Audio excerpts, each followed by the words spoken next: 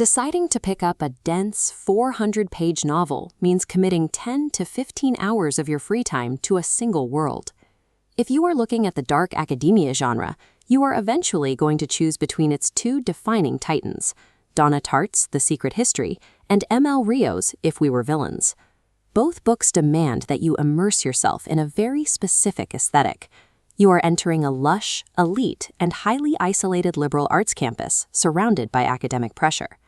But because M.L. Rio's novel exploded in popularity on Book Talk, a vocal group of readers dismisses it entirely.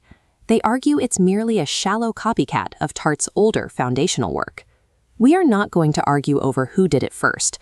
We are going to break down the mechanics of how each book actually reads, so you can figure out which experience matches your specific taste. This matrix outlines why that copycat myth exists in the first place. At a structural level, the chassis of both stories look nearly identical. Both narratives trap their characters inside an exclusive, highly selective college environment where academics blur into reality. In both cases, you follow a tight-knit, incredibly pretentious circle of friends operating with heavily queer-coded dynamics. The primary inciting incident is also a mirror image. The central group becomes hopelessly complicit in the violent death of one of their own members. They even share highly specific casting details.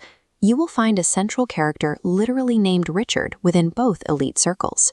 The plot triggers align perfectly, but the literary engines driving those plots forward offer completely different reading experiences. The first major trade-off you have to weigh is how much you value lush prose versus how fast you want the story to move. Donna Tartt builds her world through exhaustive observation. She relies on meandering, beautiful descriptions of Vermont and deep psychological interiority from her protagonist. You get a highly immersive, character-driven journey. You sit directly inside the mind of a self-deprecating narrator as he questions his purpose and spirals into guilt. The cost of that depth is pacing. Tartt writes chapters that stretch for 50 to 60 pages. It is a grueling, slow-burn crawl that can easily frustrate readers who want a plot-driven timeline. M.L. Rio takes the opposite architectural approach. She structures her novel exactly like a Shakespearean play, dividing the text into 5 fast-paced acts. Because of this, you rarely get deep internal monologues. Instead, you are forced to observe the ensemble from the outside as scenes escalate rapidly and tension mounts. You are trading the sprawling, introspective depth of a traditional literary novel for the page-turning momentum of a stage play. That brings us to how each author handles the required aesthetic of pretentious academics in practice. M.L. Rio commits to a highly polarizing stylistic choice. Her conservatory students literally speak in Shakespearean lines to one another during casual, everyday conversations.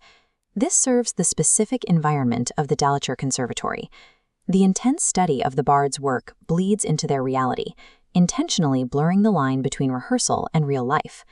These students are forced to live out their assigned dramatic archetypes, the hero, the seductress, the villain, long after they leave the stage.